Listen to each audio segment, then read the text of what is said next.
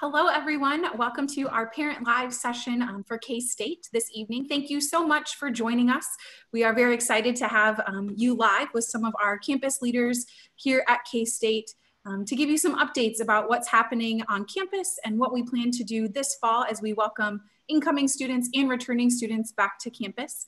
My name is Holly Gerke, and I serve as the events coordinator for undergraduate recruitment and admissions here at Kansas State University. And I'm joined tonight by multiple individuals on campus, including Dr. Page, who is an assistant medical director at our Lafine Health Center. We have Vice Provost for Enrollment Management, Dr. Karen Goose, Vice Provost for Student Success, Dr. Jeannie Brown-Leonard, Vice President for Student Life and Dean of Students, Dr. Thomas Lane, and also the Director of Parent and Family Programs, Ann DeLuca. So with that, I'm going to turn it over first to Dr. Goose to give us some updates about our enrollment and moving forward to the fall semester. Karen?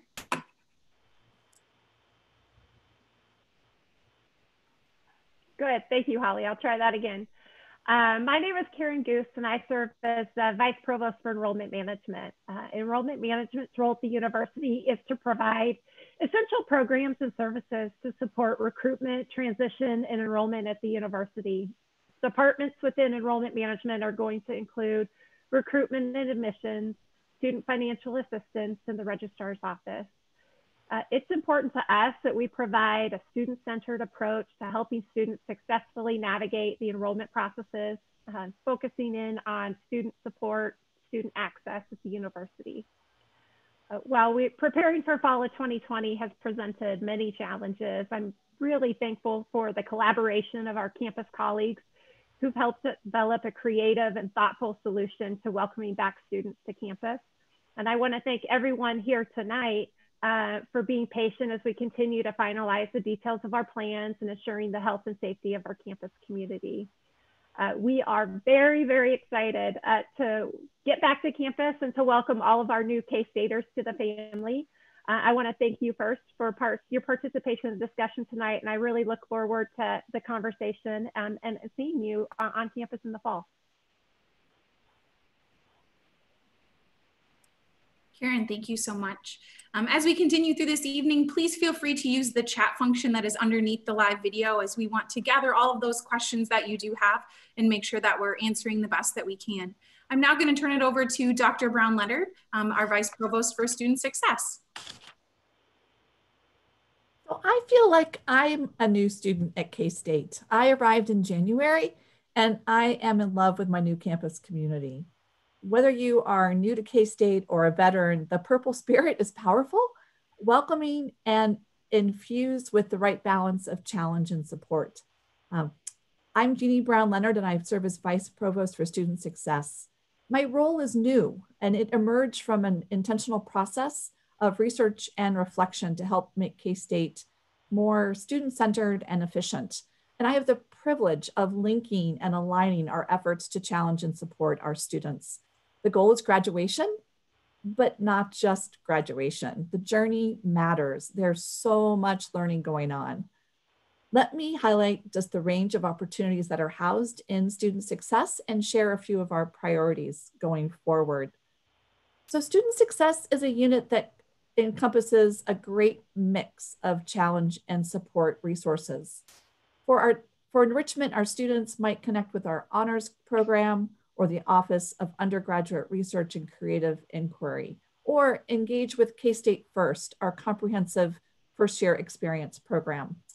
Talented students might also connect with Scholar Services or compete for a nationally competitive fellowship or scholarship.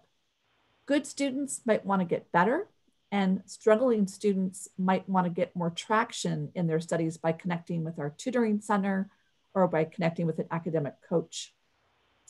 Our Office of First Generation College Students is here to help students who are the first in their family to go to college navigate our large, diverse campus and understand its norms.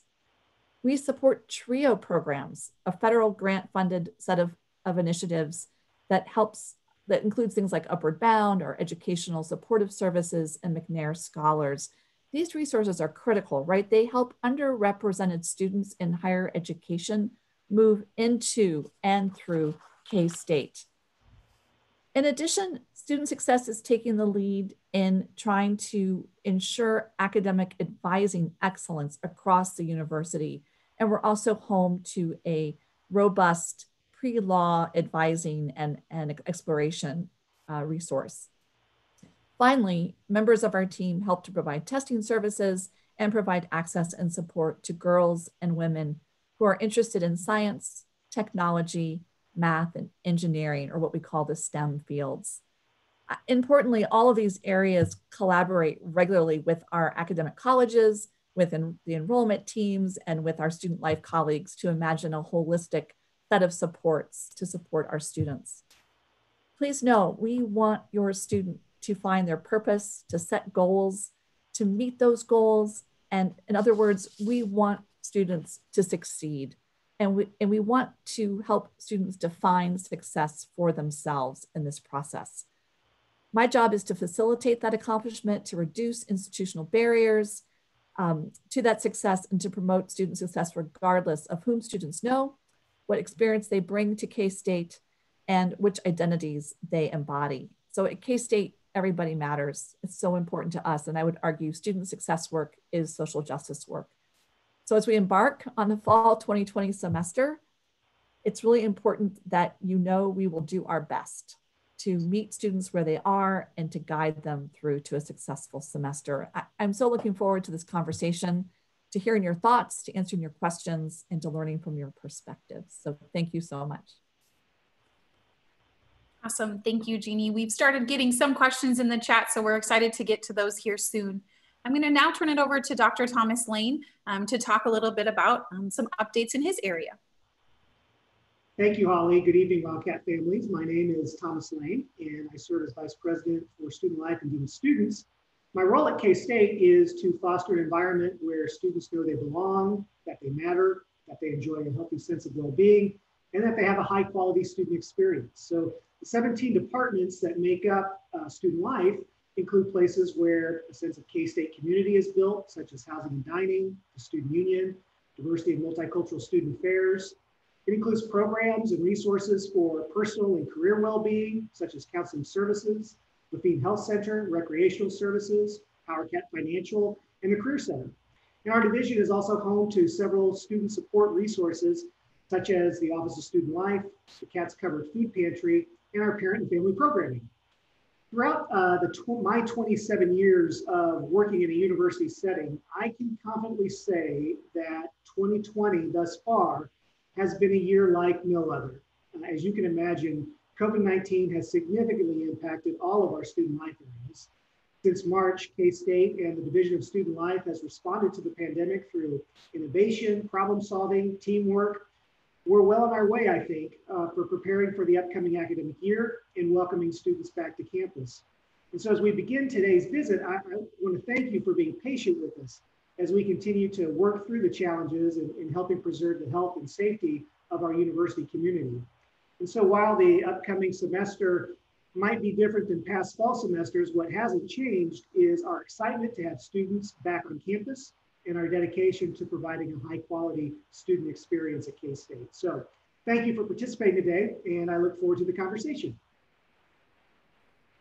Perfect, thank you so much. I'm now going to turn it over to Ann DeLuca, our Director for Parent and Family Programs, to give some updates about how you can stay connected with the K-State family while your student is with us this fall. Great, thanks, Holly. Again, my name is Ann DeLuca, and I serve as Director of the K-State Parents and Family Program. And I just want to share with you a couple things. One, some things about what our program does, and two, ways that you can stay connected. So first, I want to share that K-State Parents and Family Program. We welcome all definitions of family. So that's families of origin and families of choice. So if you're a parent, a sibling, a neighbor, a friend, a cousin, whoever it is, you're included in that definition of family. So we are a free program and we have 3 goals. First is to keep families connected and in the loop. Second is we help celebrate student success. And third is that we want you to have an opportunity to make memories with your family at K-State. So between now and the time your student graduates, feel free to reach out to our parent and family program. We have a free hotline, and the number is 785-532-2222. And that line goes directly to me. So I will help answer questions. I will get you in the right spot. Whatever way I can support you and your family, please feel like you can reach out. You can also email me at ajdluca@ksu.edu. And finally, you can follow Parents and Family on both Twitter and Facebook. We're at K-State PFP. Again, thank you all for being here tonight. I hope that I get to meet with a lot of you here in the near future. Thanks, Holly. Perfect. Thank you, Anne. We've gotten a lot of questions coming through the chat, and so we'll be able to spend the majority of our time focused on those questions. And so I'll do my best to pinpoint who might be the best to answer those, but all of our team can feel free to chime in at any time. So I'm just going to start right at the top. Dr. Goose, would you be able to talk about if there is a Wildcat warm-up happening this year? And if so, what does that look like, and what will the price be for that? Yeah, thank you, Holly. Absolutely. We are still planning on having a Wildcat warm-up. We are going to be able to post registration that will begin July 6th. So as we kind of move into, a lot of you have been able to do your virtual advising. And so now we are going to be going into the second phase of that, which is going to be our online orientation, which will kick off on July 6th. And then our Wildcat warm-up is going to be held on August 13th at 14th, 15th. So those are the days where we will invite people to come. There is going to be a $70 charge for that fee. And that charge is going to go to helping pay for some of our staffing, some of the materials, the programming, to be able to host that event. So we'll want to work with you to be able to, if that's a challenge for those, let us know if that price point continues to be a challenge. We want to make sure that everybody has the opportunity to participate in this really important event. This is about making connections at K-State, starting to build friends and family at the university, and get your passion for purple up before the first day of classes. So it's really an important part of it. And we want to make sure that we are going to continue to have this great program. I think it's important to recognize that it will look different than it has in the past. We're going to make sure that we have small groups. We're going to continue to abide by social distancing protocols throughout the event as well. Karen, thank you. So that obviously gets us to being here on campus, Wildcat warm-up. Dr. Lane, could you possibly talk about what move-in is going to look like this year, moving into the residence halls, what that time frame looks like, especially for our band students that typically come back early? So maybe talking about both of those populations of students. Sure. So move-in will be staggered over several days to help ensure social distancing. Move-in will look a little different than it has before in the past. It will be unassisted due to efforts to reduce density. Residents will be communicated with in early July by Housing and Dining Services on how to sign up electronically for move-in time. Move-in times for most students will be available from Sunday, August 9th through Saturday, August 15th. The housing contract itself starts on Thursday and goes to December 12th. Housing and Dining will refund any student not needing on-campus housing after the university would move to remote instruction after Thanksgiving. And then more details regarding end of the semester checkout will be shared with residents as we get closer to that November 21st date. Awesome. So with that, I know an announcement just came out, I think either yesterday or the day before. Things are changing so quickly, but about the requirement for students to wear masks and also testing students. So we know that athletes, because of NCAA regulations, are being tested. So can you talk about if students are going to be required to be tested, especially if they're coming from out of state, and then talk about maybe what that mask requirement does look like? Sure. So with regards to testing, the university is still working on its testing plan. Right now, the CDC does not recommend the testing of asymptomatic people. We do test symptomatic students and faculty and staff at Lafayette. Dr. Page might want to talk a little bit more about that piece.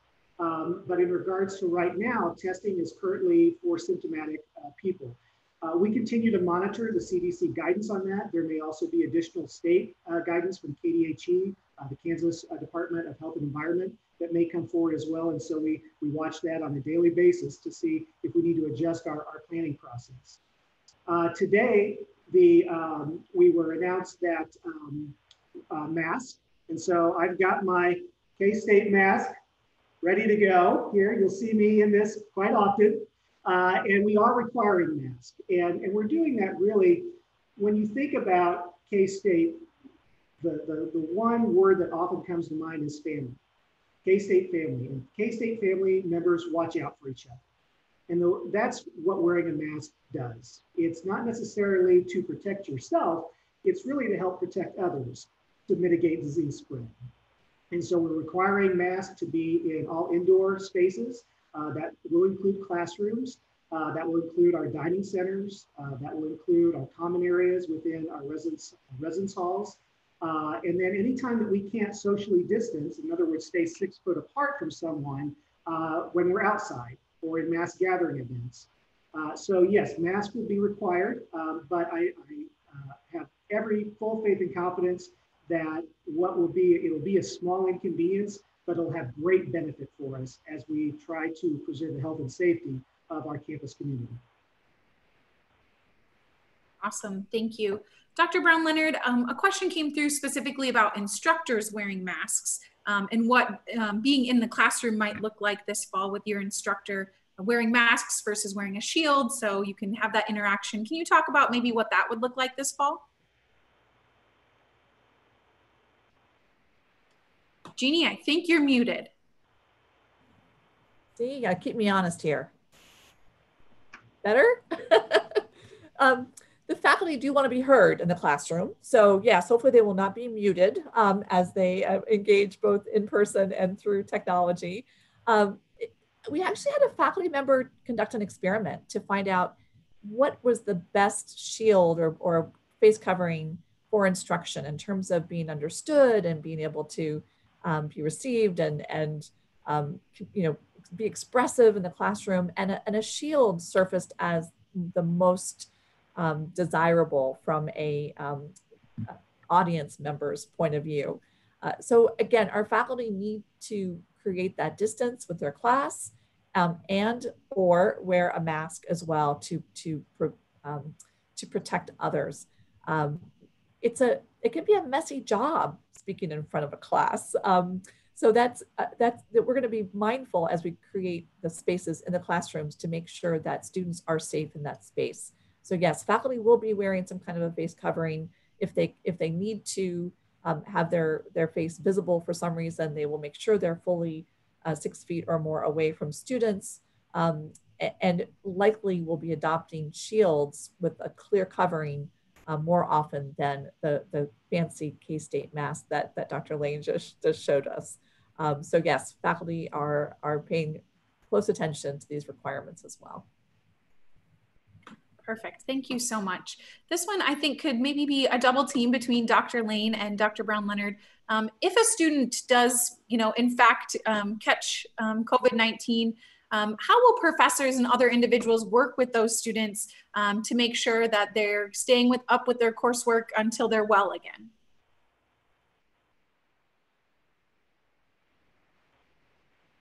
I can take that one first, Dr. Brown-Leonard, if you'd like.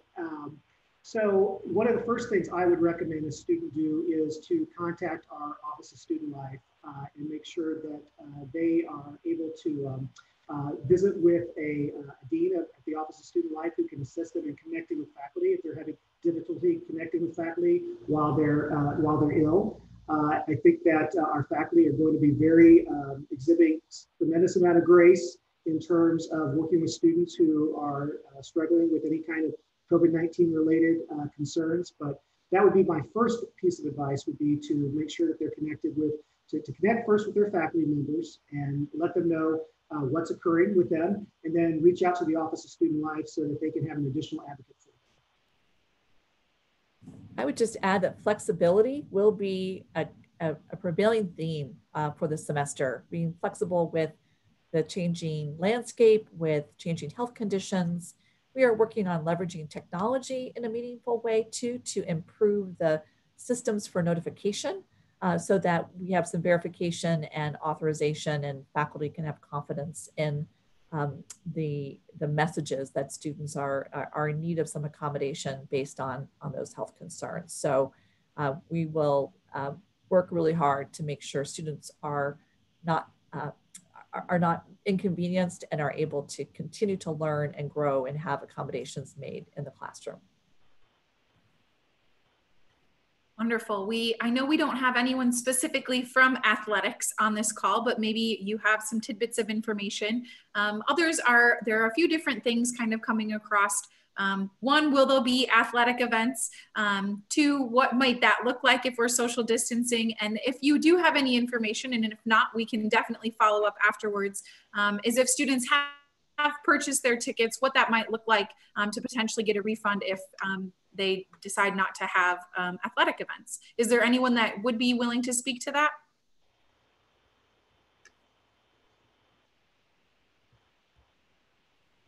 If not, totally okay. I will make sure to follow up with those individuals that have put their name in the chat, and we will do our best to reach out to athletics to maybe get some of that information. But I know they're doing their best to keep everyone updated via social media and things like that. So I would suggest making sure that you're following K-State athletics and specific teams, football or basketball, to get those updates as we move forward. I'll move on. Yeah, I'll just add. Yeah. There's every intention of having football this fall semester. So I think that's the first thing to say. Now, of course, these things can change on a daily or weekly basis, but for all intents and purposes right now, there is a plan to have football this fall semester. And I know our athletic staff are working really hard, along with our medical staff, to help make sure that happens.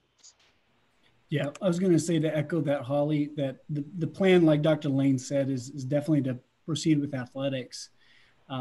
It's kind of an unprecedented time, so it's going to require some innovation for all. But I know from a medical perspective, working with athletics, that we are planning to move forward with that, as long as we can do it safely, both for the student athletes, because they are students as well as those in attendance too. So, but in regards to the logistics of events and things like that, I can't really speak to that. So.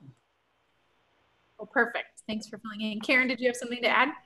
Nothing. I was just going to say those are great questions. And so just remind all the parents out there that as we get questions that maybe we don't have an expert to really speak to, and we don't want to speak on their behalf and kind of share information that might be misleading, make sure that you give us those questions, and we're going to really try to work to follow up with those experts here on campus.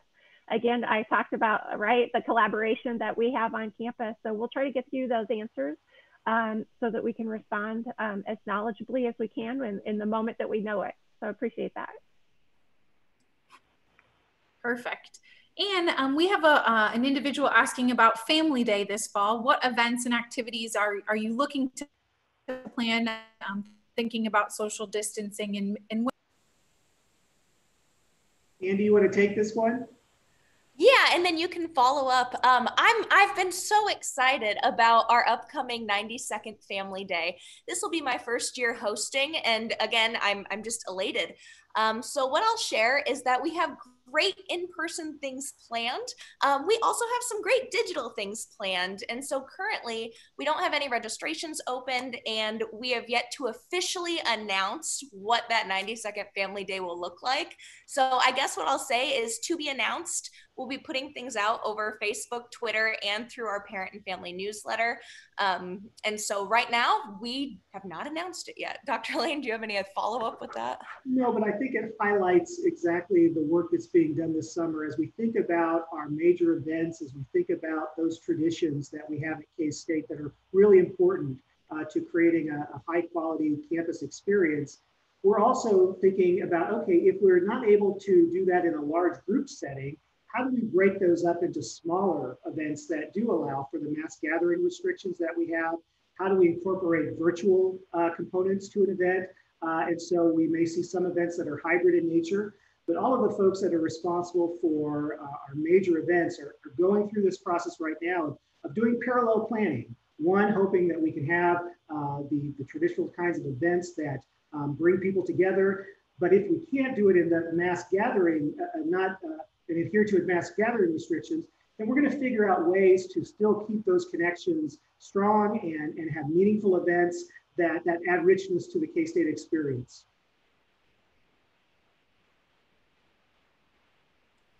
Wonderful. Well, we definitely look forward to those updates as you continue to plan for that event.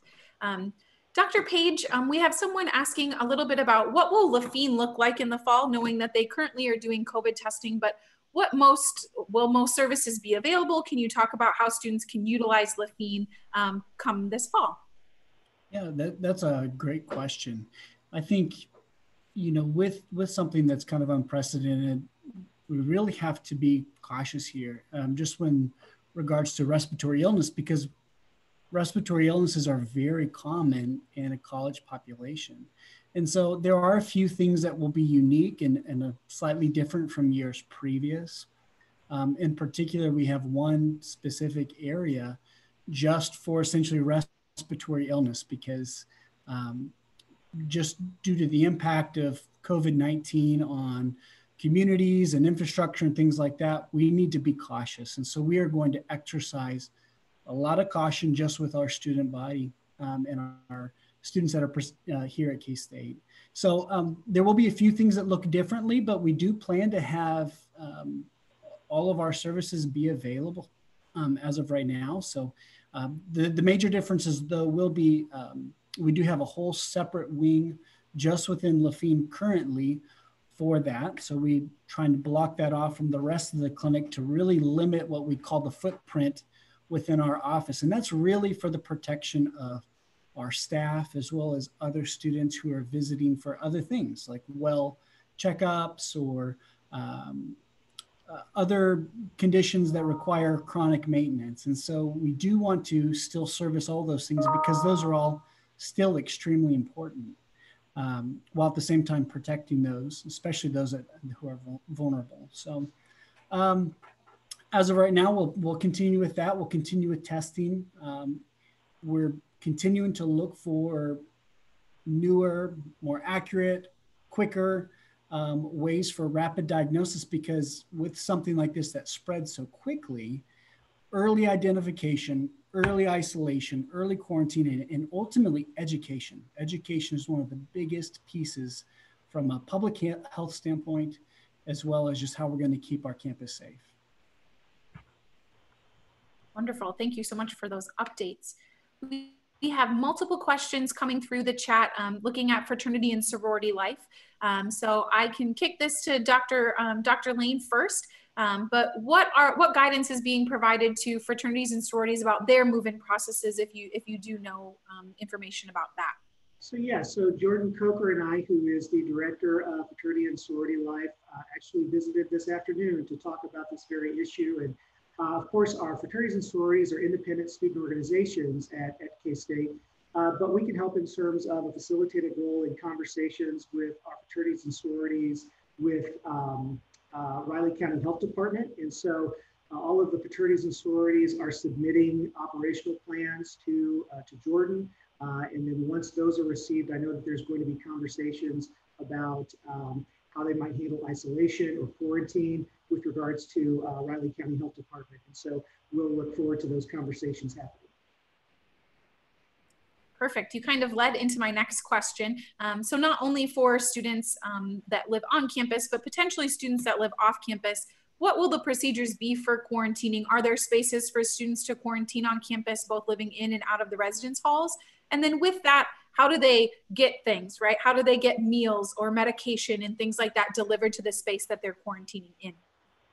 Sure, and I'll probably ask Dr. Page to talk a little bit more about the difference between quarantine and isolation.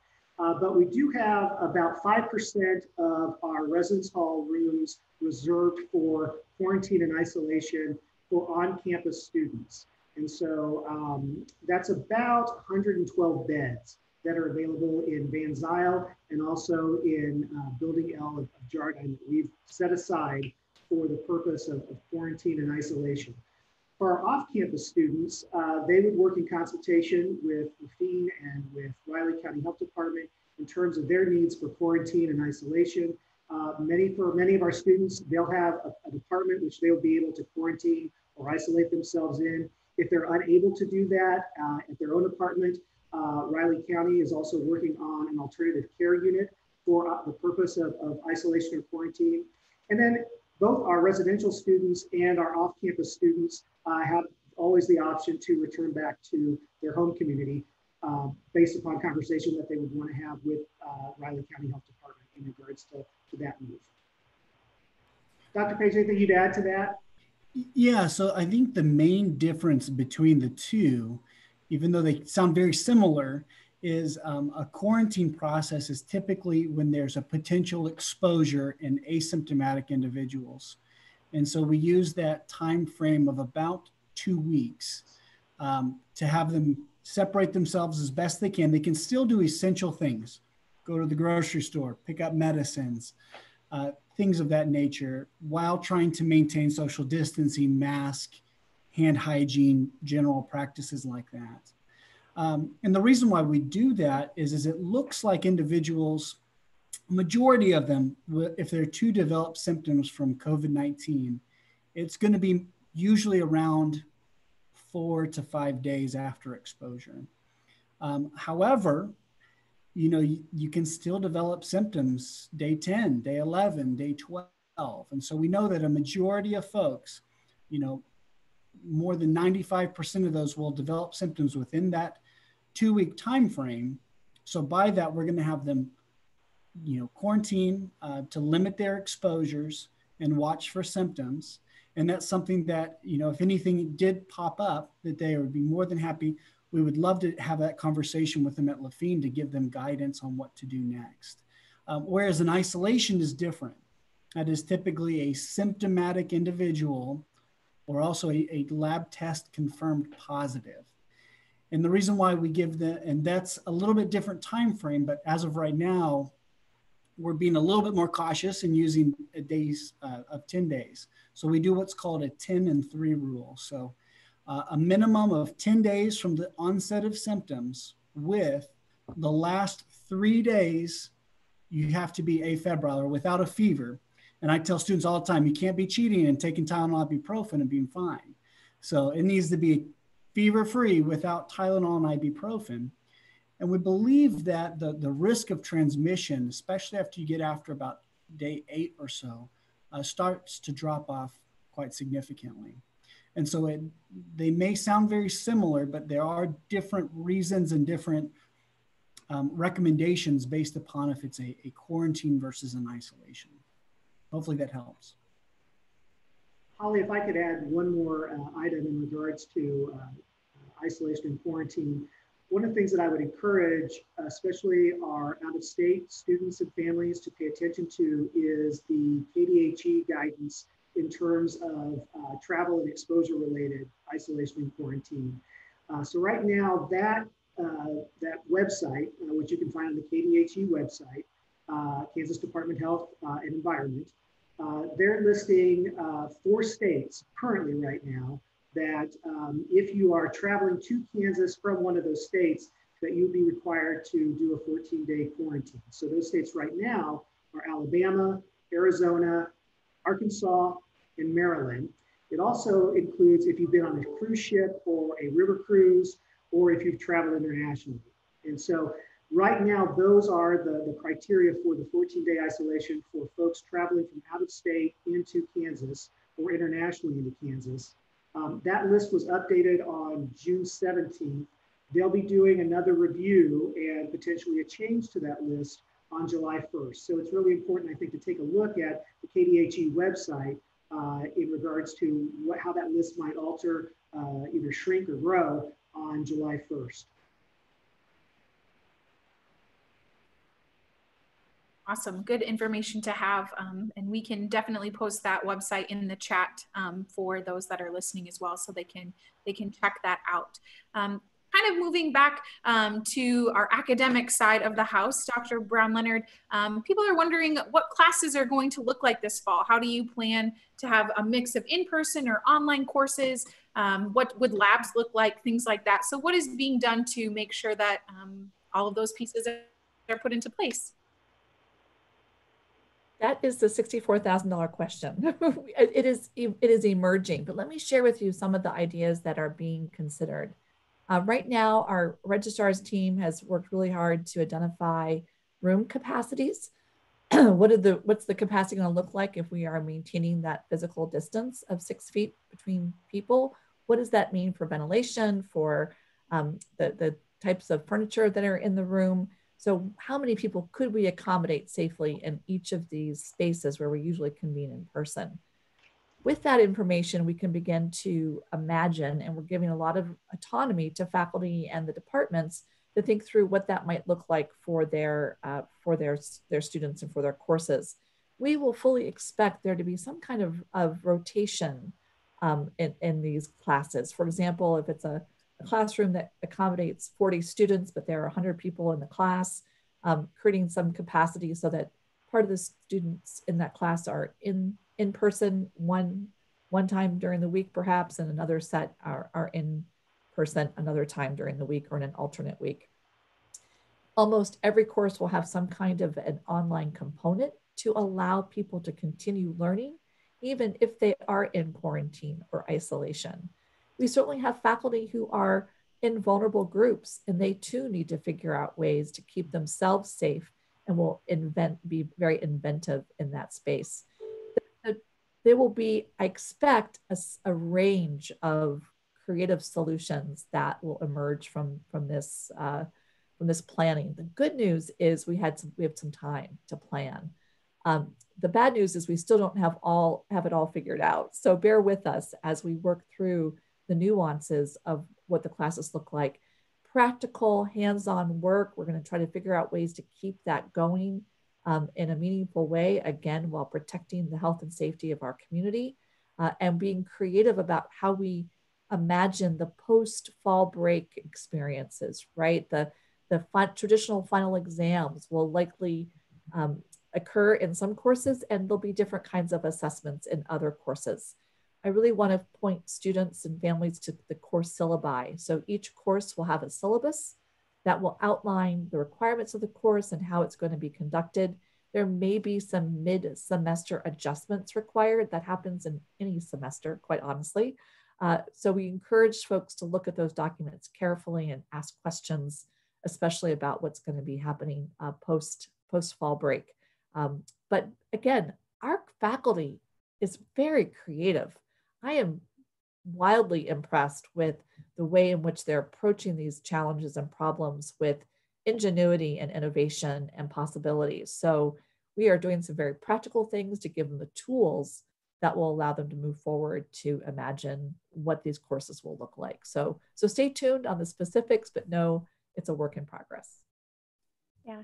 Holly, I'm going to jump in here just a little bit to jump off of what Dr. Brown-Leonard had said, is that we know that one of the things we've been looking at, again, is not just the social distancing, right? That 6 feet nose to nose, but also the ventilation and making sure that we're really thoughtful about the space that we're going to be asking people to learn in, to make sure that it really is conducive to learning. We'll start to get those updates. And so as you're wondering, okay, what is it specifically for my class?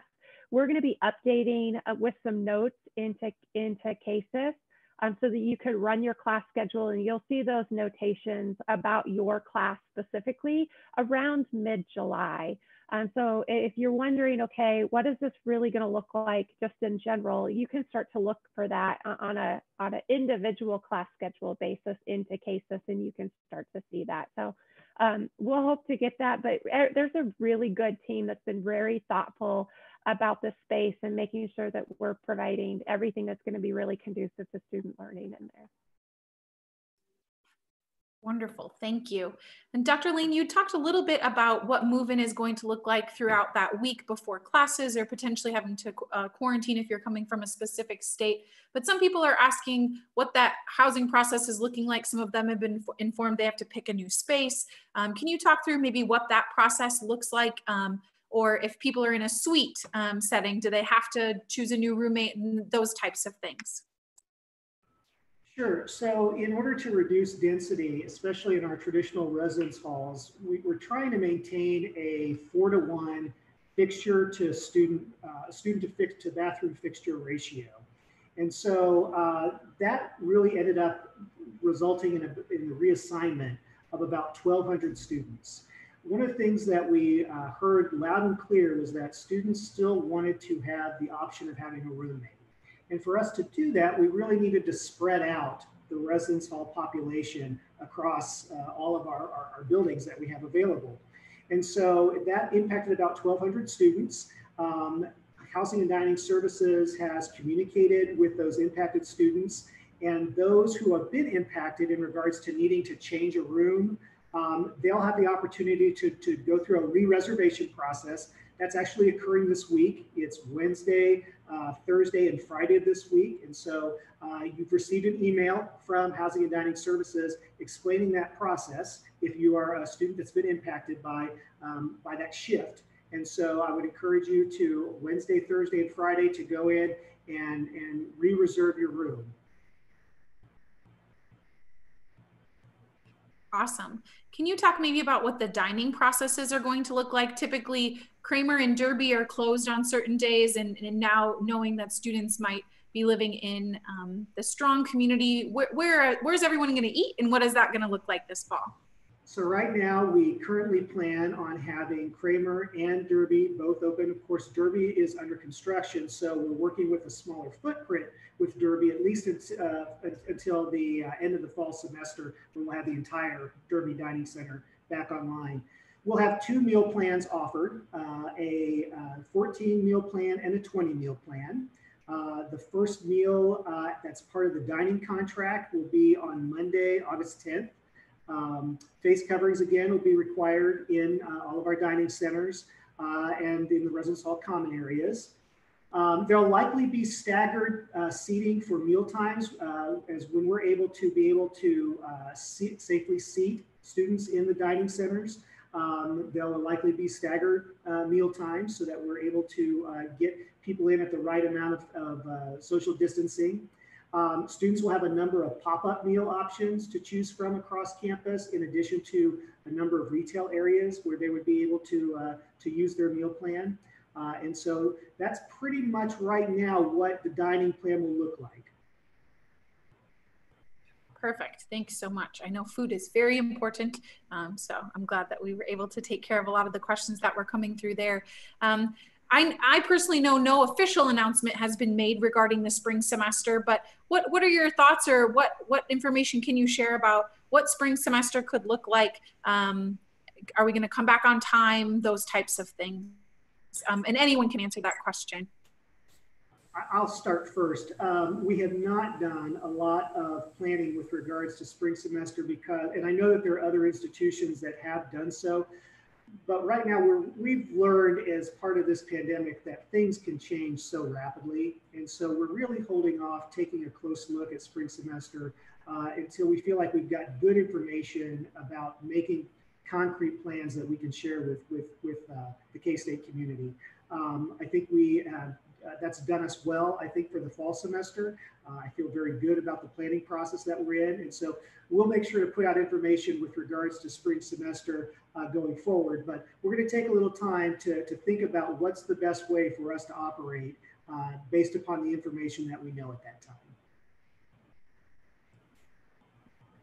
Yeah, I don't think I have anything to add. I was just going to say that there are planning processes in place. We've been predominantly focused on the fall and making sure that we have the most relevant information before we make decisions for something that, again, is over 6 months out. Knowing that this is such a fluid situation, we want to make sure that we're making it as well informed as possible. So appreciate that.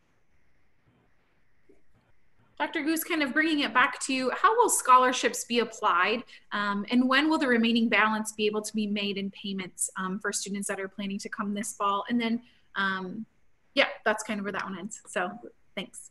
Yes, good. We are applying scholarships to your student accounts now, making sure for upcoming students and returning students. So we're putting those on. Fees are going to be assessed, again, just a little bit late here. They will be assessed about mid-July. And so probably the third week of July, you're going to go ahead and see, it may be a couple of days later than we normally have it, just to make sure that we have the most up-to-date information in cases. We want to make sure that that is as accurate as possible. And so now that is the plan, is about that third week of July, you'll start to see billing will actually come out.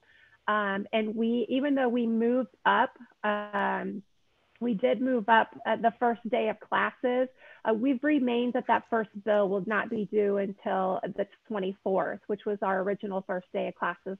We know that your financial situation is certainly something that is tedious right now. So we want to make sure that we really are working with you. So if you have concerns or need additional financial assistance, or you have a change in your income, to reach out to student financial assistance so that we can work with you during that.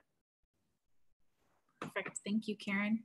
Dr. Page, we have some individuals asking about uploading their documentation to the Lafine portal, and not knowing what information is needed. They stated that they put some information in. It said they needed some more things. How do they know what those additional documentations are? Can you walk through maybe what uploading your documentation to the portal looks like? Yeah, if they're having questions regarding insurance or past immunization records or things like that, I would say if you ever have a question regarding uploading information, give us a call. We have individuals who can help walk through and troubleshoot some of those issues to see where the snag may be at. But that would be my best recommendation from that standpoint would be, give us a call, and our number would be the 785-532-6544. And that goes directly to some of our registrations and records individuals. And they would really be the best resource for you in regards to that. Perfect, thank you. I know that as well, those of you that are signed up with your student for orientation and enrollment, when you do gain access to that online platform, we will have a checklist actually from Lafine that can help you through that parent portal portion as well, to make sure all of those documentations are uploaded. So thank you so much, Dr. Page. A couple questions coming through is, one, how are wearing masks going to be, like they are going to be required? How is that going to be followed up with, or how are students going to be reprimanded, I guess, if they don't wear their mask? And with that, are there any additional documentations that students might have to sign agreeing to wearing a mask or other social distancing protocol as we move towards the fall semester? So thanks, Holly, for that question. So let me start with the second part of your question first. I'm really excited about this initiative that is really a public health initiative that's coming out from Lafine. It started out as a small conversation with some folks within student life, and it's expanded beyond student life to really go to the entire university. And what that initiative is called Every Wildcat a Wildcat. And it's really pretty simple. It's a pledge that we're going to ask people to voluntarily commit to. And it's really putting others first. That means taking small steps to stay well and protect others. And so we're asking our students, our faculty, our staff to take responsibility for their own health and to keep their Wildcat family safe by helping to stop the spread of COVID-19. And we're asking them to voluntarily commit to three things. The first is care for myself. So I'm going to monitor for COVID-19 symptoms. I'm going to contact my primary care physician, Lafine Health Center, or another medical professional if I experience symptoms that are COVID-19 related, such as a fever of over 100.4 or higher dry cough, difficulty breathing, chills, repeated shaking, muscle pain, headache, sore throat, or loss of taste or smell. I'm going to wash my hands often and with soap and water and use hand sanitizer. I'll get vaccinated for the flu each fall. And I'm going to be aware of campus resources that are centered around well-being and access them when I need them. So that's care for myself. Then there's care for other Wildcats. So that's maintaining appropriate social distancing, especially in the classroom or in the presence of higher risk individuals. I'm going to stay home if I feel ill or after exposure to someone who has tested positive for COVID-19. I'm going to wear appropriate face covering and other protective gear as directed by the university. And I'm going to stay positive and sensitive and helpful to anyone around me who might be troubled or struggling. And then finally, care for the K-State community. I'm going to keep my clothing, belongings, personal spaces, and shared common spaces clean. I'll participate in COVID-19 testing or contact tracing to preserve wellness if requested. And I'm going to follow all university policies and procedures regarding COVID-19 and other infections. So that's the Every Wildcat a Wildcat pledge that we're asking people to voluntarily commit to. There'll be lots of opportunities to see the Every Wildcat Wildcat logo across campus on social distancing signs, on reminders about face masks, within elevators in our dining centers. So there's going to be a very pronounced public health awareness message that really reminds us that we're there to take care of each other. And I think that's, again, the heart of what it means to be a K-State family member. In regards to enforcement, yeah, this is difficult to enforce. There's no doubt about it. We're hoping that through conversation, through social norming campaigning, that people will be encouraged to do their part in keeping our community healthy and safe. There will be consequences if a student, for example, chooses not to wear a mask. Now, there's also the possibility that a student might be able to receive, based upon a health condition or some sort of disability-related condition, that they receive an accommodation to not wear a mask. That would be through our Student Access Center. There's a formal accommodation process that would go with that. But for a student who chooses not to wear a mask, first off, there'll be a conversation in terms of about the requirement.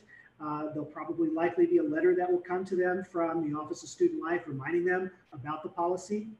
A second violation might be you'll come in and visit with one of our assistant deans in the Office of Student Life to learn about why this is important and why this expectation is required. And then hopefully we don't get to the place where we're at the third offense in terms of not wearing a mask, because then we're talking about going through our code of student conduct and specifically not complying with a requirement that's being asked for by a university official. I hope we don't ever get to that spot. I feel pretty good that we're going to, through conversation, through building awareness about why it's important, that people will do the right thing and do that small step of helping to take care of their fellow Wildcats. Awesome. Thank you so much, Dr. Lane. Is there anyone that wanted to add anything more to that? I think that was a great overview of those Wildcats and making sure that we're all doing our part. Awesome. Well, I'll move on to the next questions that we kind of have. Dr. Lane, it is kind of back to you. This is another housing question. Individuals are wondering, one, are they going to be guaranteed a room in reassignment if they've been told that they have to reassign? And then with that, what does it look like after Thanksgiving? Are students going to be required to move completely out of the residence halls knowing that classes are ending right before that Thanksgiving break? So can you talk about those two things? Sure. So in regards to, we have currently enough space where you should not be losing a room. It may not be exactly the room that you are hoping for, but we will have space for you in our residence halls if you are desiring to live with us. And if you have been one of the students that have been reassigned, at one of those 1,200 that have been reassigned. Holly, what was the second question again? It was? Moving out after Thanksgiving. Sure, thank you. Yeah, so the reason why we are asking students to move out over Thanksgiving break and for after the fall break is really to reduce the amount of travel that's occurring between that fall break and then the start of the holiday break. And so we will allow students who have a demonstrated need, articulated need to stay in one of our residence halls. And so that will be allowed.